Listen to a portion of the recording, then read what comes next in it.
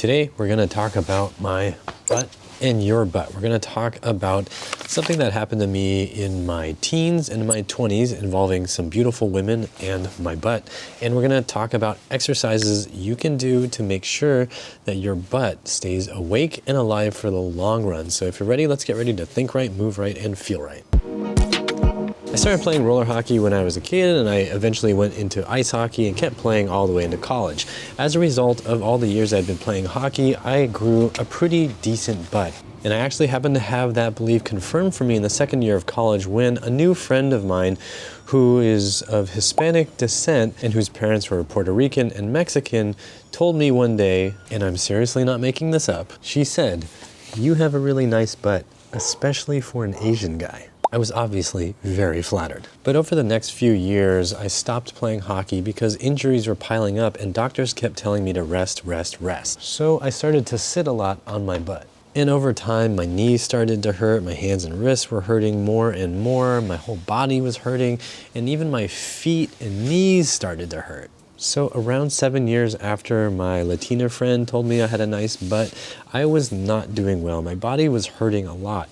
But what was going well was I was dating a woman that I had met while teaching English in Japan. She and I were both from California and we were getting along pretty well.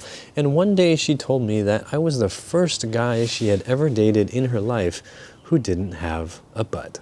You heard that correctly. She said that I didn't have a butt. This was a key turning point for me in the history of fixing my own body and fixing my own aches and pains. It got me thinking maybe there's some relationship between my comfort levels and overall strength and stability levels and the fact that my butt muscles have apparently disappeared. And so I started to think a lot more about my butt. And I'm going to tell you that my suspicion that the loss of my butt muscle was affecting my comfort levels was 100% correct, because as soon as I started doing exercises to bring the function and the size of my butt muscles back, my body, my hips, my legs, my knees, everything started to noticeably change for the better. So today I'm going to show you a couple exercises to help you get back in touch with your butt so you can inflate those muscles and get your body feeling better again. Let's go. And before I show you my butt exercises, what are your favorite butt exercises? Drop me a comment down below. To start connecting you with your booty, we're going to start on the floor.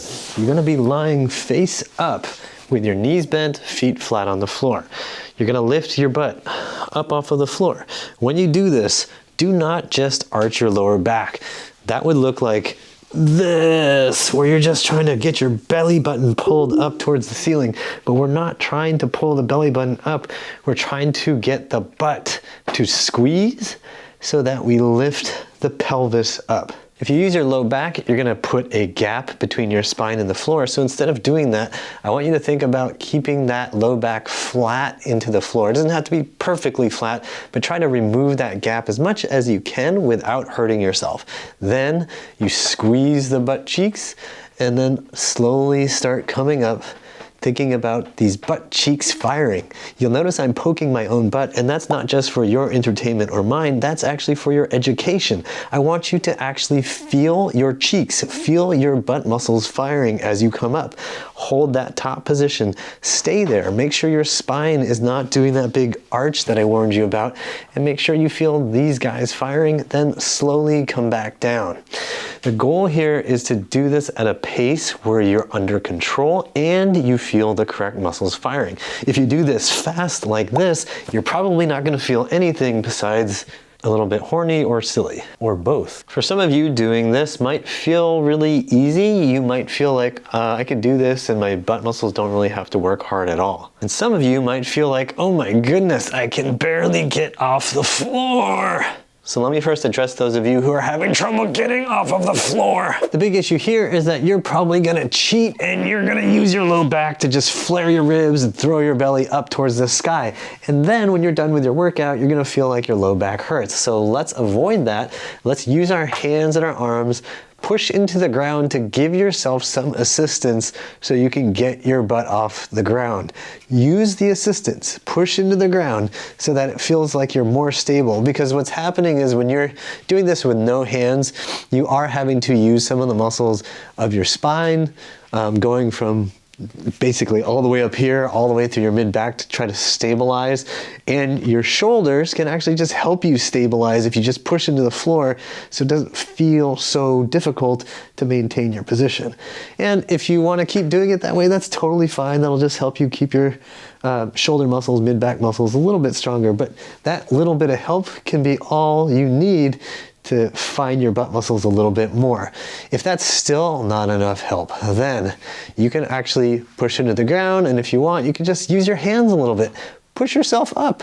Just give yourself a little help, get to that slightly higher position, and then hold that. Okay, ultimately we're trying to squeeze using the butt cheeks to get your hips higher and higher so that you start creating at least a straight line, like that seam of my jeans right now, the seam of my shirt, trying to get that as straight lined as possible. That gives us nice hip extension, that gives us full glute contraction.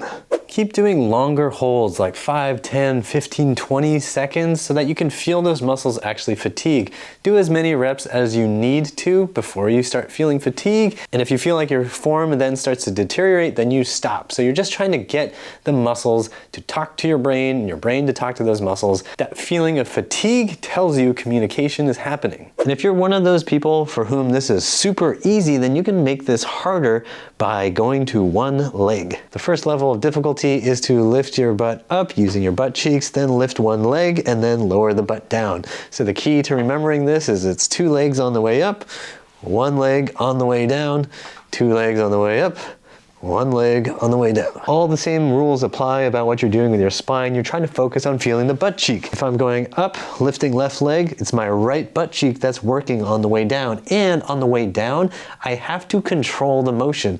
I don't want to just go whoomp like that, because then I'm not working anything. I need to go up and slowly back down.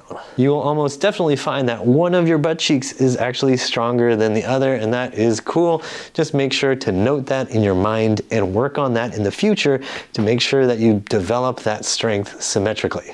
Stage 2 of this exercise is to just keep one leg up the whole time and then just go up and down, up and down. Using, right now, my left butt cheek, my right leg is not really doing anything. Really trying to get full hip extension. It's gonna be tough, especially if you have some stiffness and inflexibility in the front of your hip. If you do, then you need to be doing some stretches for your hip flexors and for your quads, which is probably most of you, and I have videos on how to do that. I'll link to those at the end of this video. Same rules apply here. We're trying to get up high, maintain that position, hold it, make sure you feel the butt firing, and then slowly, with control, come back down. We're looking for fatigue. When you first start doing this exercise, you're probably gonna wanna put weight into your heels and press down into the floor to help you find your butt a little bit better.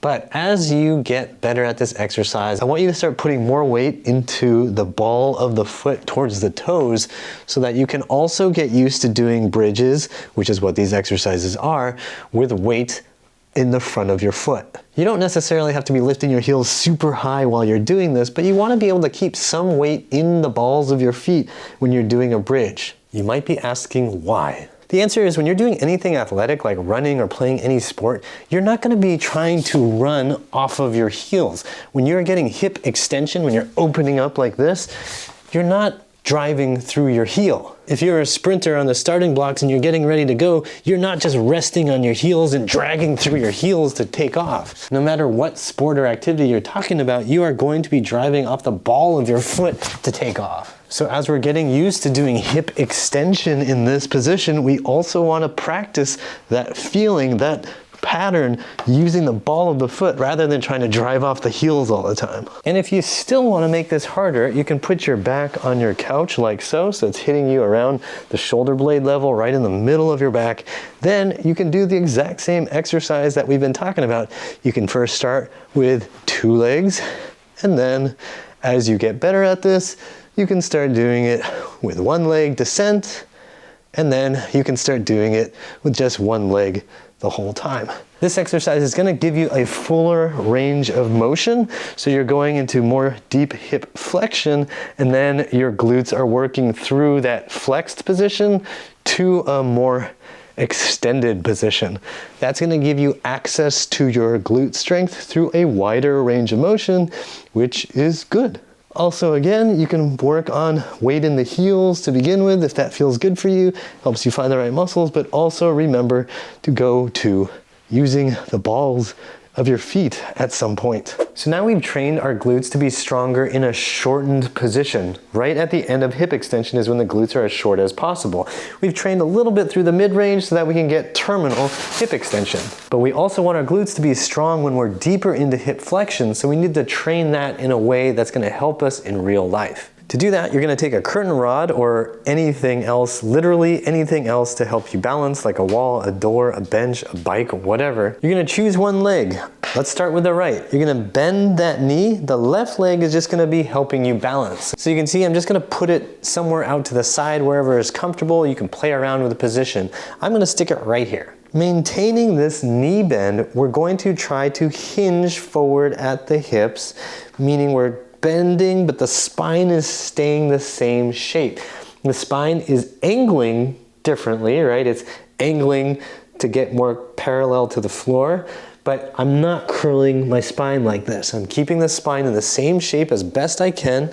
I'm keeping the knee bent the whole time, and I'm gonna feel a stretch through my glutes. This is gonna feel tough and it's gonna burn. You wanna be poking at your butt, feeling to make sure there's this kind of strip of tension back here, because that is your actual butt muscle getting challenged. If you allow the knee to straighten while you do this, you're gonna turn this into a hamstring stretch and your glutes are going to avoid the work that we're trying to make them do. So make sure the knee stays bent. One thing you can think about is the knee is trying to poke forward while we're doing this forward lean, or you can think about an imaginary band or strap pulling your knee that direction so it can't lock out like this. The goal is to continue to get deeper and deeper into this, feeling the glutes stretch, and then when you feel that stretch position where it's like, oh my goodness, then you want to fire and just try to bring yourself up a little bit and then back down. Fire it, back down. So again, spine is not doing the work. Those spinal muscles are not just giving me spinal extension.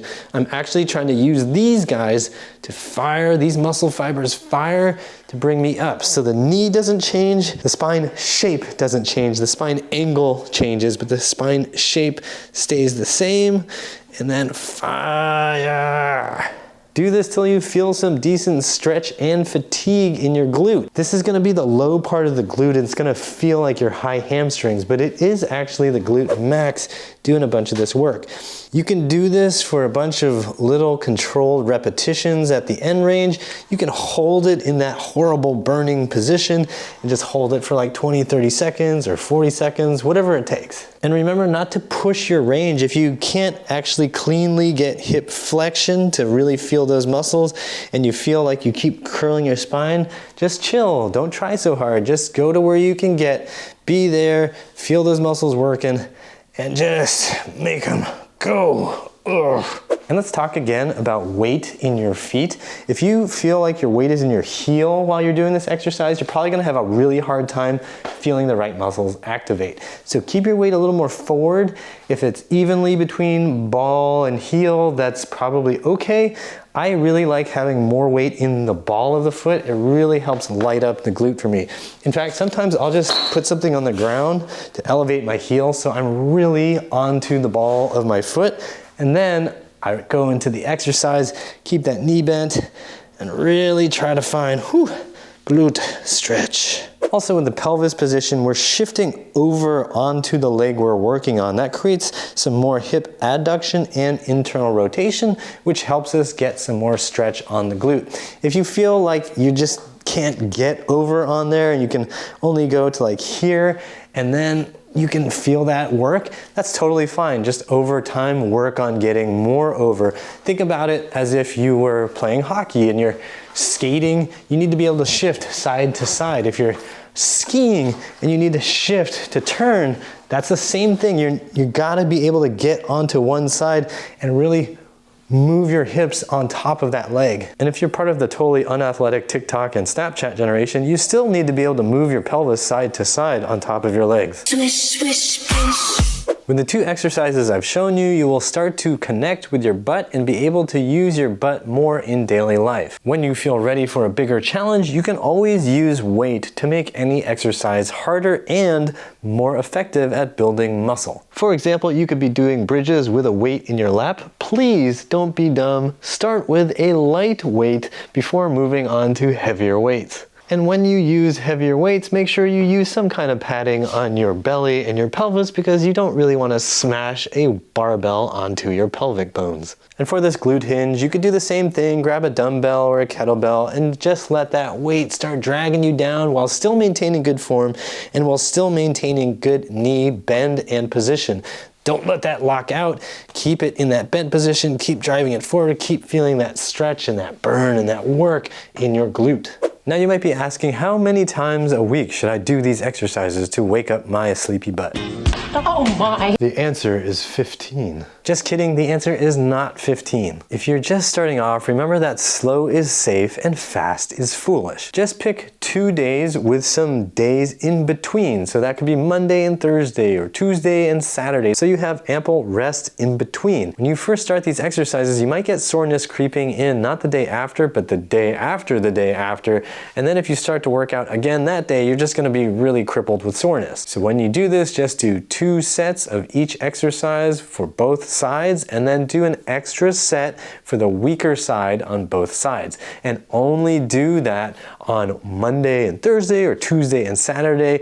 Don't jump into doing this every single day. As you and your butt get used to these exercises, you can certainly experiment with bumping up the frequency or the intensity or the weight or whatever, but just remember not to cripple yourself with soreness. Pay attention to how your body feels and don't expect that you're gonna be able to do a high intensity exercise every single day without paying a heavy price. The goal is gradual progression so that those muscles learn to wake up and then learn to fire and then can get a little bit bigger and healthier and stronger. And then maybe one day your butt will have its own Instagram channel or feed or Snapchat, what is it called? And one day soon, your butt will also want to be doing different butt exercises. It'll want different challenges and you can explore the whole wide world of different glute exercises. What's nice about these 2 is you don't really need any equipment to start, so you can just do them right now. If you want a program to help you rebuild your body at home, go to uprighthealth.com/DIY and find a program that works for you. For more free videos to help you rebuild your body and your butt, check out these here. To support this channel, use the donate link you'll find in the description box or use the join and thanks buttons on YouTube. Like, share, and subscribe with the bell notification on, and as always, I hope you remember that pain sucks, life shouldn't.